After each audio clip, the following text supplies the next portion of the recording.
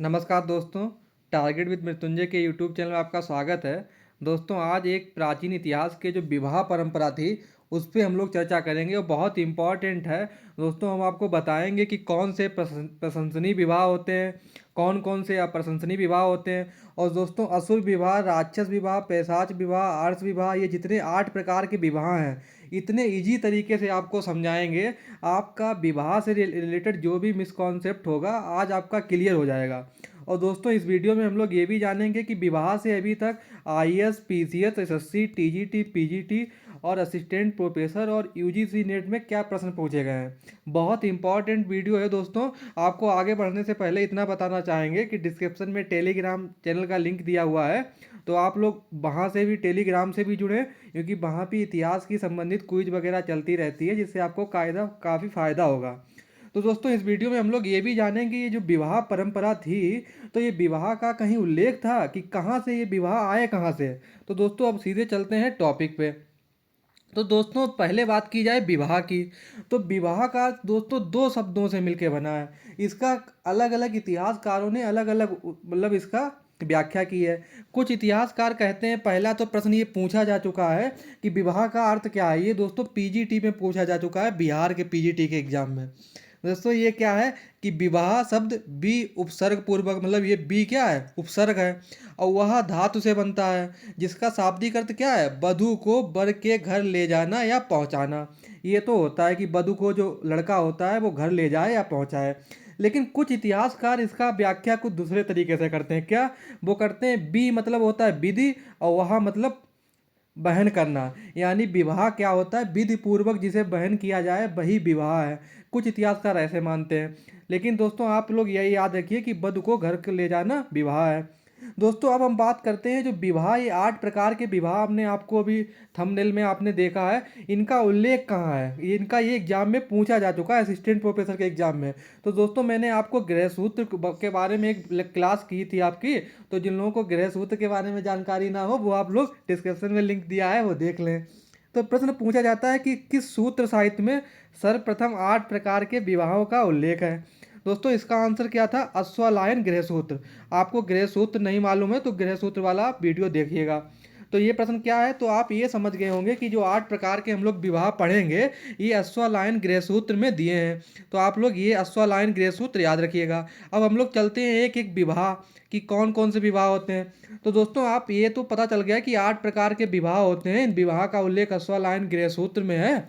तो दोस्तों, आप विवाह से रिलेटेड एक ये भी फैक्चुअल इंफॉर्मेशन याद रखिए कि जो गृहस्थ आश्रम है, गृहस्थ आश्रम दोस्तों, जो आश्रम आपको 4 आश्रम में बांटा गया है ना, तो उसी में एक गृहस्थ आश्रम है, उसका ये पहला संस्कार है। तो विवाह, आपको ये पॉइंट याद रखना है, ये विवाह कितने हैं, 8। और ये कहाँ लिखा है, अश्वलायन गृह सूत्र में। तो दोस्तों, ये 8 जो विवाह आपको मैं चर्चा करूंगा, एक एक विवाह को इतना ईजिली आपको समझा दूंगा कि आप कभी भूलेंगे नहीं। तो दोस्तों, जो ये 8 विवाह हैं, इन्हें 2 भागों में बांटा गया है, प्रशस्ति विवाह, अप्रशस्ति विवाह।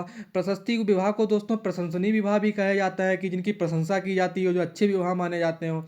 और अप्रशस्ति विवाह, जिनकी प्रशंसा नहीं माना जाता है, जिसे निकृष्ट माना जाता है, वो प्रशस्ति विवाह होते हैं। तो दोस्तों, प्रशस्ति विवाह कौन कौन से होते हैं, ब्रह्म होता है, देव होता है, आर्ष होता है और प्रजापत्य होता है। दोस्तों, ये जो देव और आर्ष विवाह है, ये बेसिकली ब्राह्मणों में प्रचलित था। हम आपको ये एक एक विवाह इतना इजीली आपको बताएंगे। और दोस्तों, अप्रशस्त विवाह कौन कौन से 4 हैं, असुर विवाह है, गंधर्व विवाह है, पैशाच विवाह है, राक्षस विवाह है। अब दोस्तों, हम लोग एक एक विवाह पे चर्चा करेंगे कि किस विवाह में क्या होता है। और जितने भी पिछले साल के अभी तक एग्जाम में चपरासी खलासी से लेके जितने भी प्रश्न आए, उनकी भी चर्चा कर लेंगे। तो दोस्तों, सबसे पहले चलते हैं ब्रह्म विवाह पे।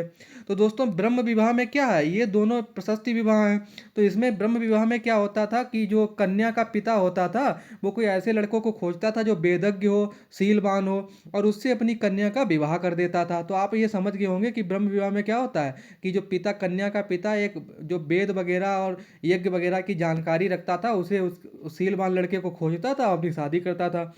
देव विवाह में दोस्तों क्या होता था, इसमें एक जो कन्या का पिता होता था ये एक यज्ञ का आयोजन कराता था, और जो यज्ञ अच्छे तरीके से जो पंडित या पुरोहित यज्ञ को अच्छा विधि पूर्वक करा देता था, उसी के साथ अपनी कन्या का विवाह कर देता था। तो आप अभी मैं आपको एक बार और समझाऊंगा कि ब्रह्म और देव विवाह क्या होता है। तो पहले तो आप ये समझ गए होंगे कि ब्रह्म विवाह क्या है। ये जो पिता होता है किसी सीलवान लड़के को ढूंढ के जो वेदज्ञ वगैरह होता है उससे शादी कर देता था। और देव विवाह में होता था जब कन्या का पिता एक यज्ञ का आयोजन कराता था, और जो पुरोहित होता था वो अच्छी तरीके से विधि पूर्वक यज्ञ कर देता था, उसके साथ शादी कर देता था। तो आप लोग ये समझ गए होंगे ये देव विवाह है। इसमें क्या है, कन्या के पिता ने अच्छी तरीके से एक यज्ञ का आयोजन किया है, जिस पंडित ने इसकी मतलब अच्छी तरीके से यज्ञ कर दिया, उसी के साथ अपनी कन्या का विवाह कर दिया। दोस्तों देव विवाह जो होता है इससे रिलेटेड आपको एक और इन्फॉर्मेशन देते हैं इस स्लाइड में। अब अगली स्लाइड में क्या है, तो मैंने आपको ये पहला यही तो बताया था ब्रह्म विवाह। तो इसमें क्या होता है, अभी हमने आपको यही पहला विवाह था ब्रह्म। तो इसमें गुणवान सीलवान लड़के को घर पर बुलाकर उसे वस्त्र आभूषण से सुसज्जित करके अपनी कन्या की शादी कर दी जाती है। यही मैंने आपको बताया था अभी कि मतलब जो अच्छा सीलवान गुणवान लड़का देख के उससे शादी कर दिया था। देव विवाह भी मैंने आपको अभी बताया है कि एक जो पिता होता है वो उसमें कन्या का एक यज्ञ का आयोजन कराता है, जो ब्राह्मण अच्छी तरीके से वो कर देता था यज्ञ, उसी के साथ उसका विवाह कन्या का कर दिया जाता था।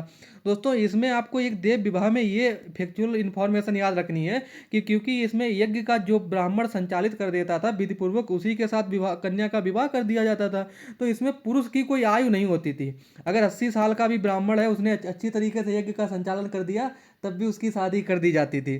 तो इसमें क्या है, जो ब्राह्मण बेहतर तरीके से यज्ञ का संचालन कर दे, उसी को कन्या दे दी जाती थी दान में। तो आप ये समझ गए होंगे कि ब्रह्म विवाह और देव विवाह अच्छी तरीके से समझ गए होंगे। अब हम लोग चलते होंगे दो और अन्य विवाह हैं जो प्रशंसनीय विवाह माने जाते हैं। एक आर्ष विवाह, एक प्रजापति विवाह।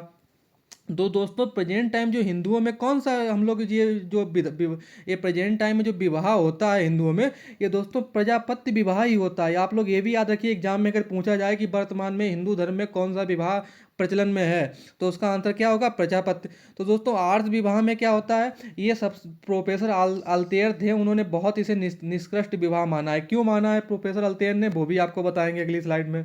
तो दोस्तों आर्ष विवाह में क्या होता है कि एक जो कन्या का पिता होता है वो एक यज्ञ का आयोजन करता है, और जो यज्ञ मतलब जो ब्राह्मण या पुरोहित करता था, उस यज्ञ के बदले वो एक या दो गाय के बदले क्या देता था, अपनी कन्या का विवाह करता था। मतलब कोई अगर मतलब यहाँ पे आप समझिए कि कन्या का पिता द्वारा यज्ञ कार्य है तो एक अथवा दो गाय के बदले अपनी कन्या का विवाह कर देता था। ये दोस्तों पुरोहितों में इस विवाह का प्रचलन था। जैसे कोई पुरोहित अगर यज्ञ का आयोजन करता है और कोई दूसरा पुरोहित उसको अच्छी तरीके से यज्ञ को कर देता है, तो उसके पास अगर कम पैसे ऐसे नहीं है, उसे गाय आय देने के लिए पैसा नहीं है, तो वो अपनी कन्या को दे देता था, कन्या का विवाह कर देता था। तो आपको इसके बारे में भी फिर से आपको ये आप याद रखिए कि आर्थ विवाह को आपको फिर से अभी समझाएंगे अगली स्लाइड में। और प्रजापति विवाह क्या होता है, यह विवाह के अंतर्गत कन्या का पिता वर को कन्या प्रदान करते हुए यह आदेश देता है कि दोनों साथ साथ मिलकर सामाजिक और धार्मिक कर्तव्यों का निर्वहन करें।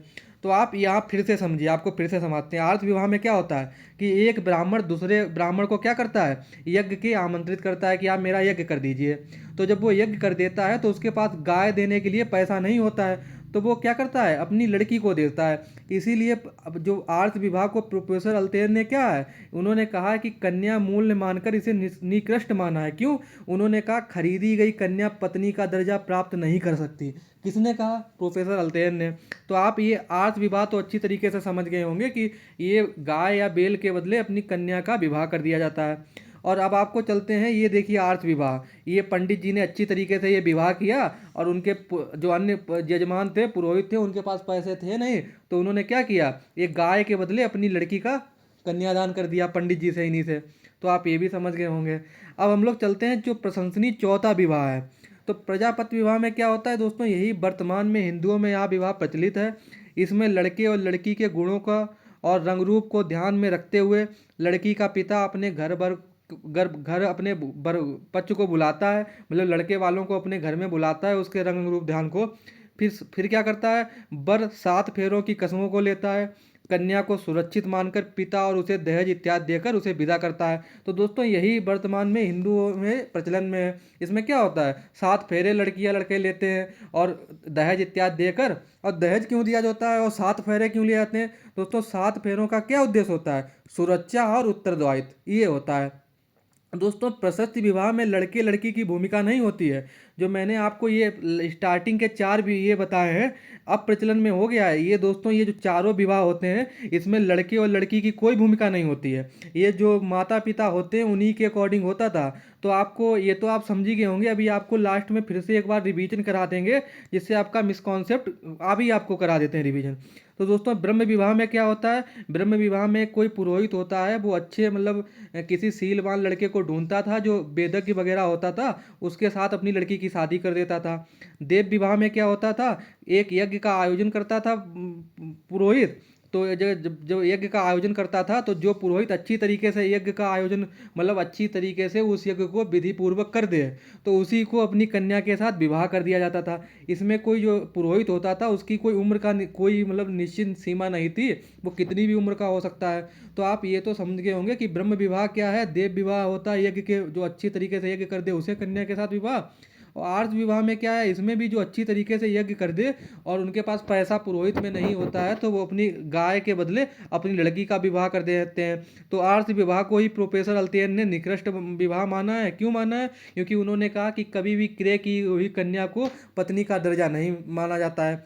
और प्रजापति विवाह आप समझ गए होंगे कि वर्तमान में प्रचलन में इसमें 7 फेरे वगैरह लिए जाते हैं। अब दोस्तों हम लोग चलेंगे अप्रशस्ति विवाह, जो जो अप्रशंसनीय होते हैं, निंदनीय होते हैं। अब हम लोग एक एक आपको विवाह बताएंगे, जैसे आपको मैंने ये 4 बताए हैं। आपका विवाह कॉन्सेप्ट बिल्कुल गलत नहीं होगा और जितने विवाह से प्रश्न पूछे गए उनकी भी चर्चा कर लेंगे। तो आप ये तो समझ गए हैं कि ये जो आर्ष विवाह, अब हम लोग चलते हैं अप्रशस्ति विवाह। तो दोस्तों पहला आता है असुर विवाह। असुर विवाह में क्या होता है, जो कैसे कोई कन्या का पिता क्या होता है, अपनी कन्या का धन लेकर उसे कन्या का विवाह कर देता है। मान लिया किसी की कन्या है और कोई आदमी आया कि मुझे आपकी कन्या से विवाह करना है, तो वो कहेगा ठीक है मुझे इतना पैसा दीजिए, मैं आपकी अपनी कन्या का विवाह कर दूंगा। तो आप असुर विवाह समझ गए होंगे। गंधर्व विवाह में दोस्तों क्या होता है, ये होता है लव मैरिज, जो प्रेजेंट टाइम में लोग चल रही है ना ट्रेंड में।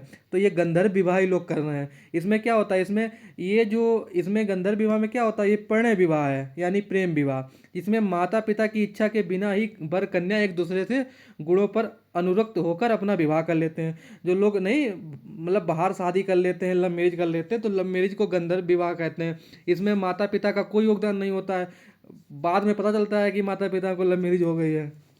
तो आप ये 2 विवाह समझ गए होंगे, असुर और गंधर्व। ये देखिए गंधर्व विवाह हो रहा है, घर से मतलब मैरिज हो गई, मंदिर में जाके गंधर्व विवाह कर लिया। अब दोस्तों हम लोग चलते हैं पैशाच विवाह। तो इसमें क्या होता है, ये होता है छल कपट से। कोई लड़की पागल है या सो रही है, उसके साथ मतलब विवाह निकृष्टम प्रकार का है या छल छदम द्वारा कन्या के शरीर पर अधिकार कर लेना, अथवा सोई हुई अचेत पागल कन्या के साथ संबंध बनाना। तो ये होता है पैशाच विवाह। अब अंतिम विवाह दोस्तों आता है राक्षस विवाह, और फिर हम लोग पिछले साल के जो प्रश्न आए हैं उनको भी सॉल्व करेंगे।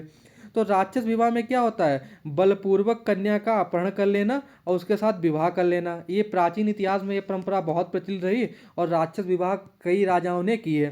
तो अब हम आपको सुपर फास्ट रिवीजन मारते हैं, फिर करते हैं पिछले सालों के प्रश्नों पे चर्चा। तो आप यहाँ पे पहले आपको ये भी एक बार समझा देते हैं। तो पहले यह अप्रशस्ति विवाह कौन कौन से हैं, ये दोस्तों सबसे निकृष्ट विवाह माने गए हैं। और इनमें क्या होता है, असुर विवाह में क्या है, कन्या का क्रय। गंधर्व क्या है, प्रेम विवाह।